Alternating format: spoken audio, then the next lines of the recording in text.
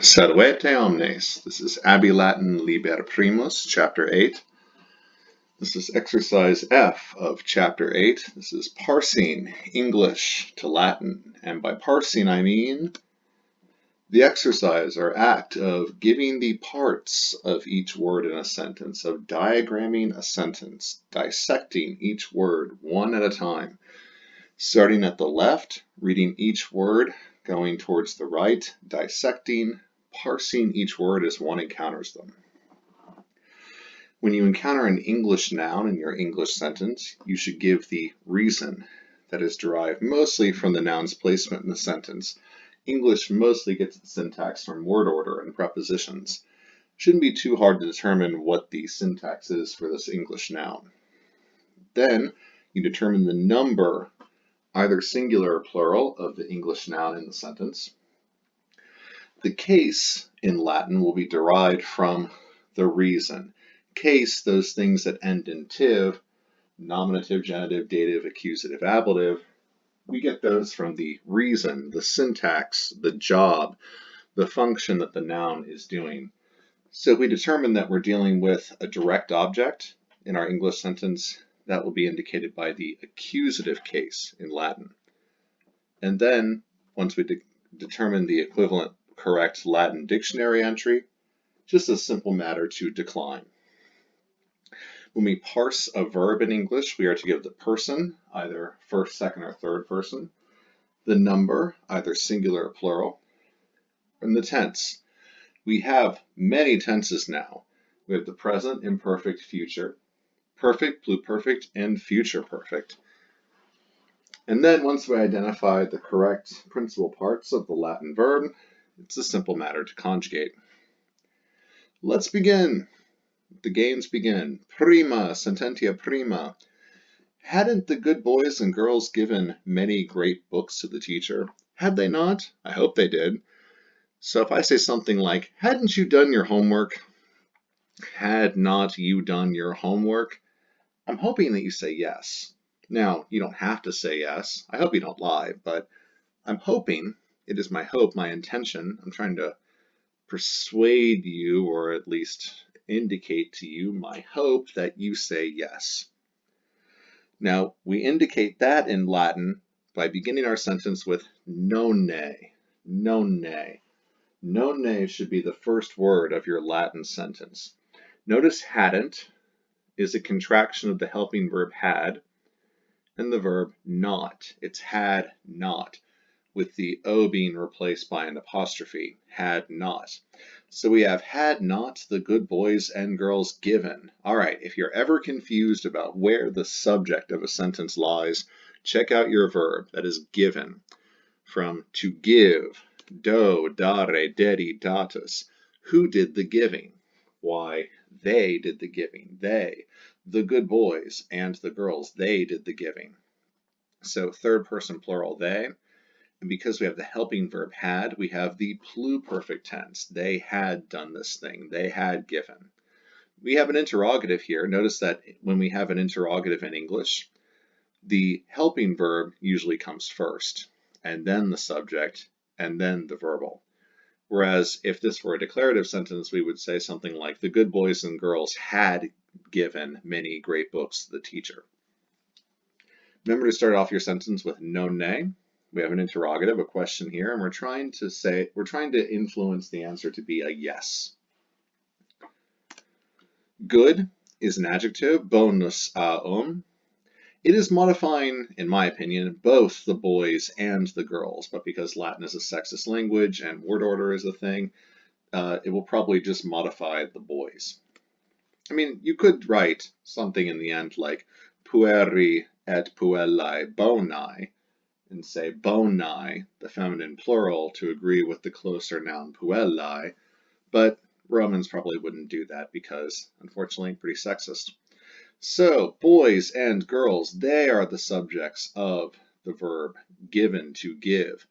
Boys, so subject, that's going to be the nominative plural of the noun puer, pueri, masculine, that's boy, and is a conjunction et. And then girls is also a subject. We have a compound subject, X and Y. Subject, nominative, plural of puella, I, feminine, girl. So pueri et puellae.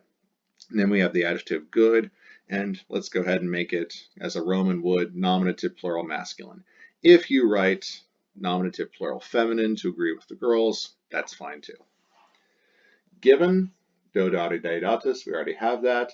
Now, what was the thing that the subject gave? The subject did the action of the verb to a direct object, and that object are the many great books, the noun books.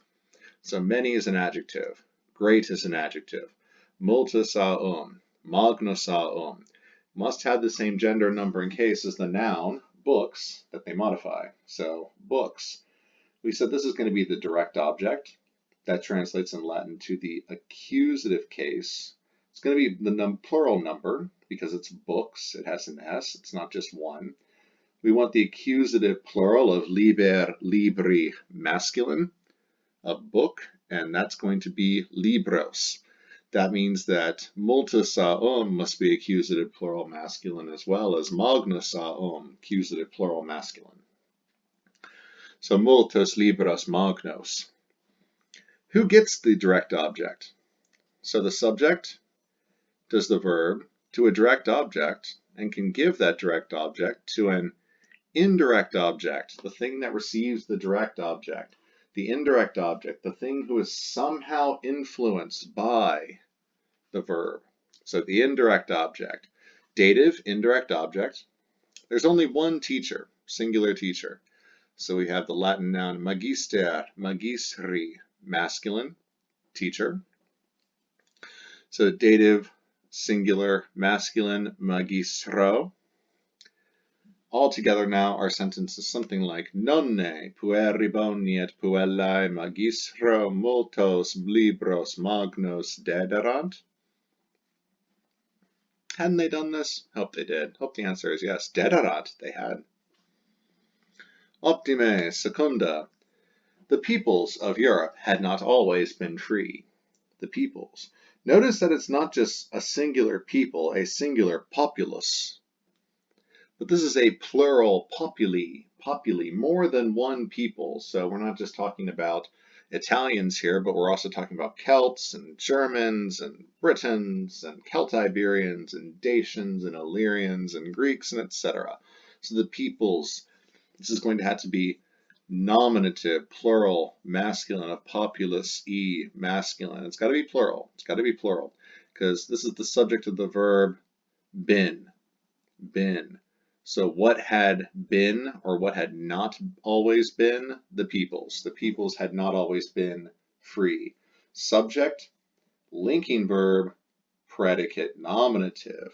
Predicate nominative, it's an adjective. All right, so peoples, populus, masculine, nominative, plural, masculine. Subject, of Europe. Prepositional phrase in English, of Europe. This translates to the possessive. We could also say Europes with an apostrophe S. So this is the genitive singular. Latin doesn't use a preposition to indicate possession. Instead, it uses just the genitive case. We want the genitive of Europa, I, feminine, of Europe. Populi Europae, or Europae populi, the peoples of Europe, Europe's peoples. Had not always been free, had not always. So had not always. We have had as a helping verb of been, to be, your irregular favorite friend sum esse fui futurus. Then we have adverb not, and always is also an adverb because it tells us when the action happened. Always, at all times. So had been, it's going to be pluperfect of sum esse fui futurus, and peoples is they. They had not always been free. Third person plural, pluperfect. Fu is the perfect stem, and then erant, fuerant. Adverb not is known, and adverb always is semper, non semper fuerant. Now we said we had subject, peoples, linking verb been, predicate nominative free. Free is an adjective, liber, libera, liberum, and must be in the nominative case because it's a predicate nominative. That's its reason. So we want the nominative plural masculine of liber, libera, liberum. The stem is liber, add the nominative plural masculine E ending. It's a letter I, liberi. Populi Europae non semper fuerant liberi. Or we could even write liberi non semper fuerant populi Europae. You can invert those. Tertia. Africa has always had many beautiful lands. Okay, you might be thinking, well, I don't know the verb for have, to own something. You do know the dative of possession, though. Oh, that pesky dative of possession. It's used with the verb to be to indicate ownership or possession. So we can render the sentence into something like, there had always been beautiful lands to Africa. Africa has always had many beautiful lands. There have always been many beautiful lands to Africa. There have always been many beautiful lands to Africa. So when you put it that way, Africa, this is actually going to be the dative of possession. The dative of possession.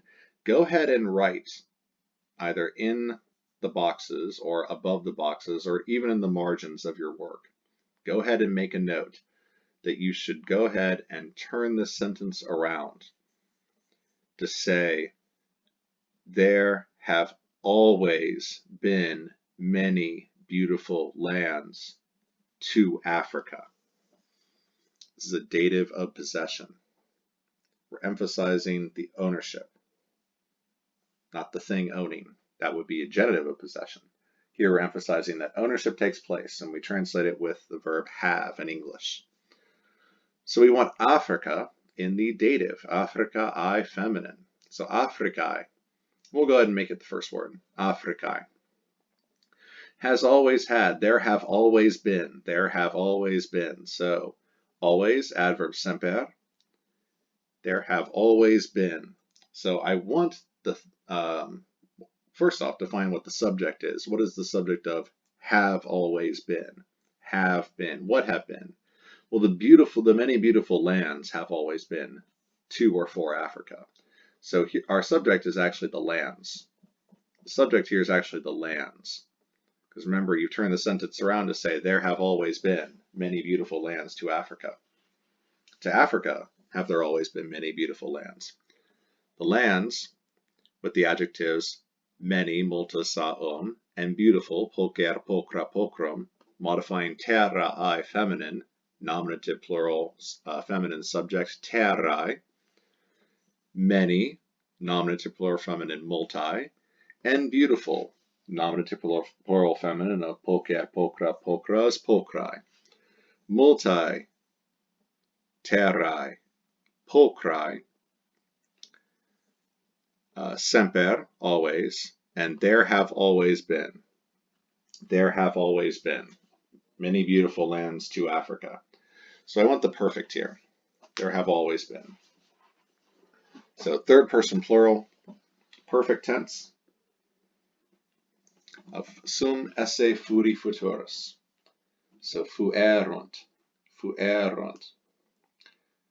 Africae semper fuerunt multae terrae pulchrae. And that's nice because we have Africa as the first word, Africae for emphasis, and then pulchrae, the final word, to emphasize just how beautiful those lands are, because Africa is very beautiful. Semper, have always, there have always been many beautiful lands to Africa, for Africa. Optime, quarta. The little girl's books were not large, were they? Probably not, because she is a little girl. So, subject were.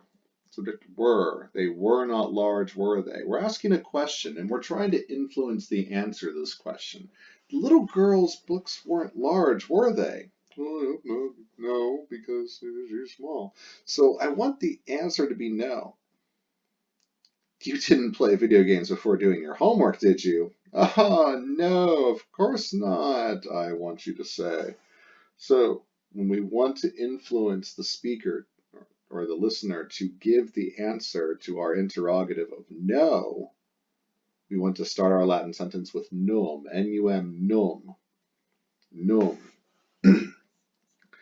So num, subject, is going to be the little girl's books, not the little girl. The little girl wasn't large, it was the books. We're talking about the books here. Don't add an extra non because that's contained in the num that you just wrote down as the first word of your Latin sentence. Don't write another non. It's already contained in the num. So num, subject of the books. Little is an adjective modifying girl. So little is parvus a modifying girl. And girls has the apostrophe s, marking it as a genitive of possession. Puellae feminine, puellae. So parvae puellae, or even better, puellae parvae. Then the books. The books. Liber, libri, masculine plural nominative. Libri, puellae parvae libri. Don't add an extra non, it's already in the num. Large. Now, what's not large? Well, probably the books. Hopefully the books. Definitely the books. It's not the girl. We're not talking about the girl being large or not. We're implying that. But we're saying that the books were not large. So large is magnus aum, large, big, or great. Must modify the books.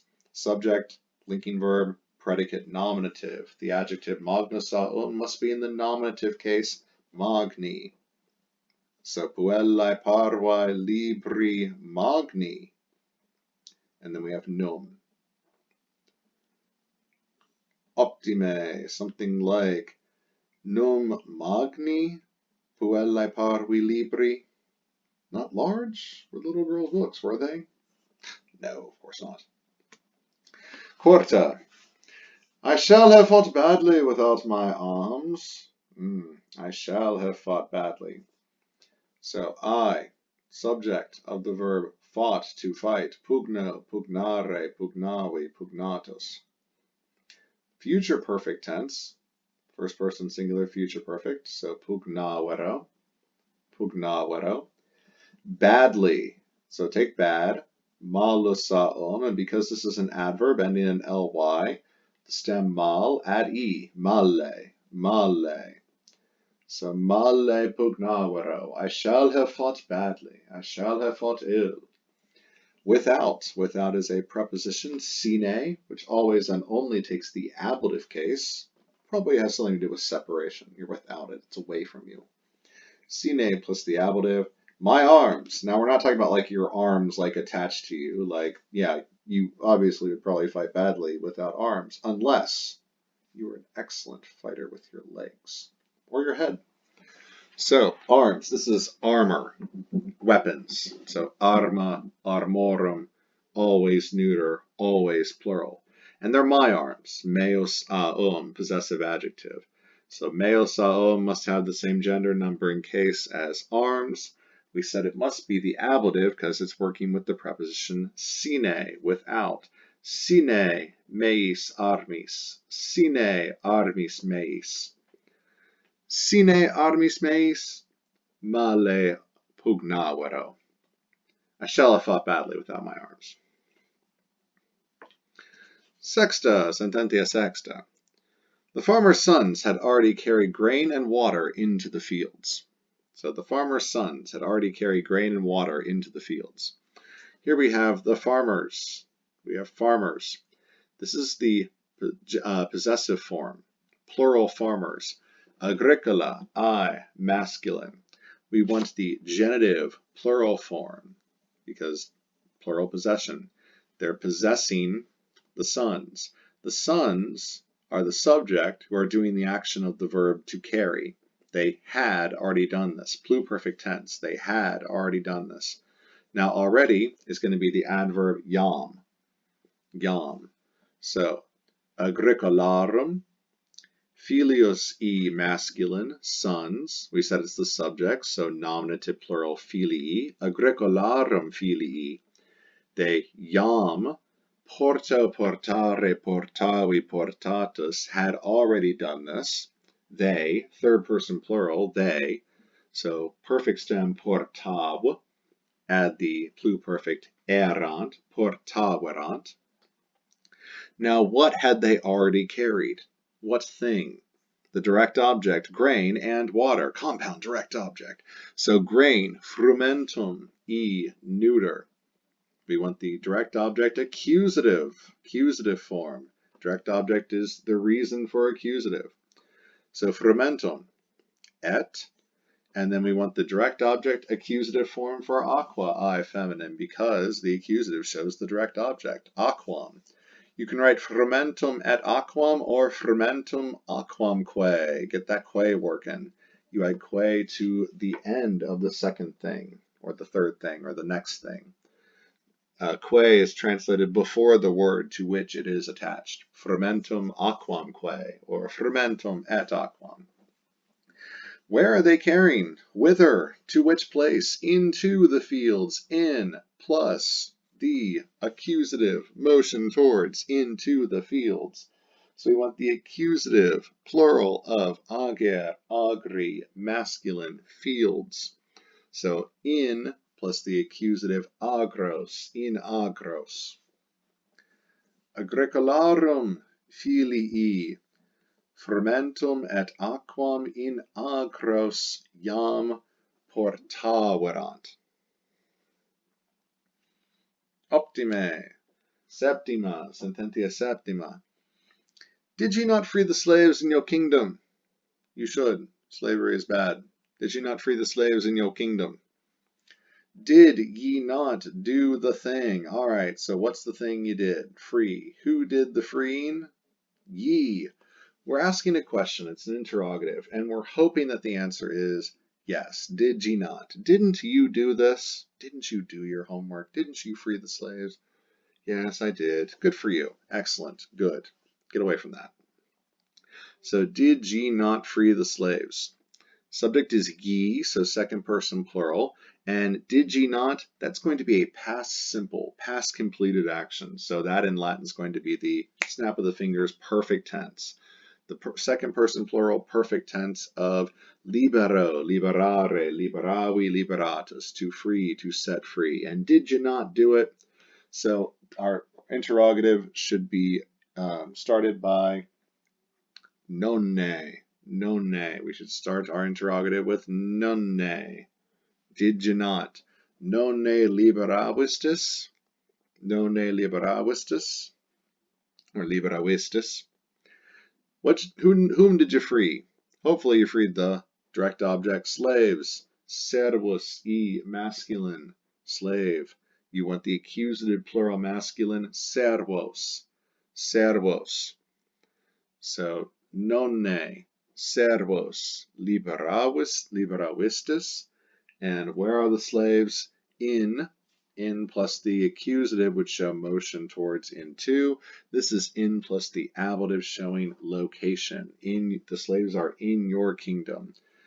Now, since we're speaking to a plural ye, this your has to be plural. Watch out for that. If we were speaking to a singular you, this your would be singular tuos Because we're speaking to plural ye, second person plural, this your must also be plural in your kingdom. This is wester, westra, westrum, which is modifying the noun kingdom, regnum neuter. We said in plus the ablative shows location, so in regno and its plural westro. So, did ye not nonne servos in regno westro liberavistis? Didn't you do that? Octava. Won't you have already given many great gifts to the poor poets? Won't you already have done this? Hopefully. So once again, I'm trying to influence the answer. Hopefully, you're going to say yes. Won't you have already done this? Yes, yes, yes, I will. Won't you have already taken out the trash by then?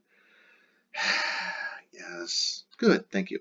So won't is a contraction of will not. Not woe not, but will not. So will have, the helping verbs will have verb should set off alarm bells that this is your favorite tense that you deny exists, the future perfect tense. Won't you have already given? So the verb is to give, do dare dedi datus. And to whom are we giving these many great gifts? The direct object. They're going to the dative indirect object, poor poets. So we have to give. Who's giving? You. Second person singular. You is the subject. Our verb, do dare dedi datus, is going to be second person singular, future perfect. So dederis. Dederis. Make sure you start off your Latin sentence with nonne. Nonne, it should be the first word you write. Nonne dederis.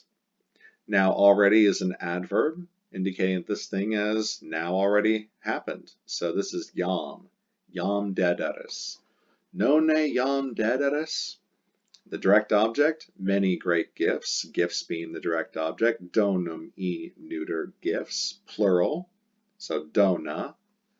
Adjectives many and great, multus aum and magnus aum, both accusative and plural and neuter, multa dona magna. Won't you have already given the direct objects to the indirect objects, to the poor poets?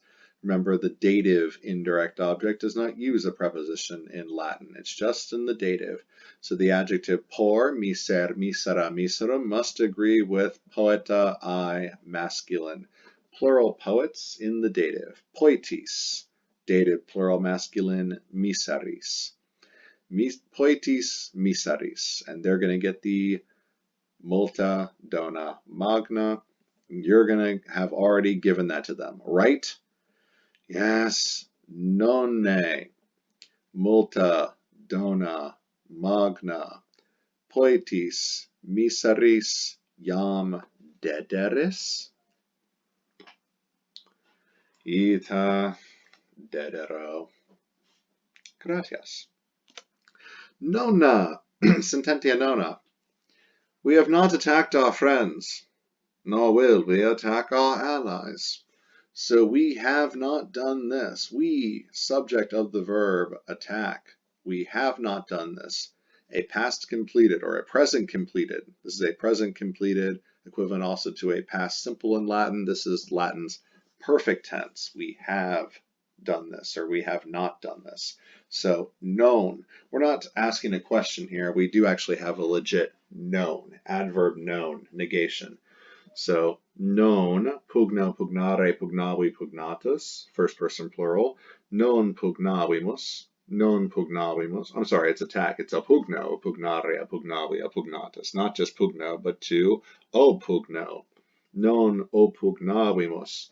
And we attack noster, nostra, nostrum, amicus, e masculine, our friends. So this is the accusative plural direct object, our friends. So, amicos nosros, accusative plural masculine.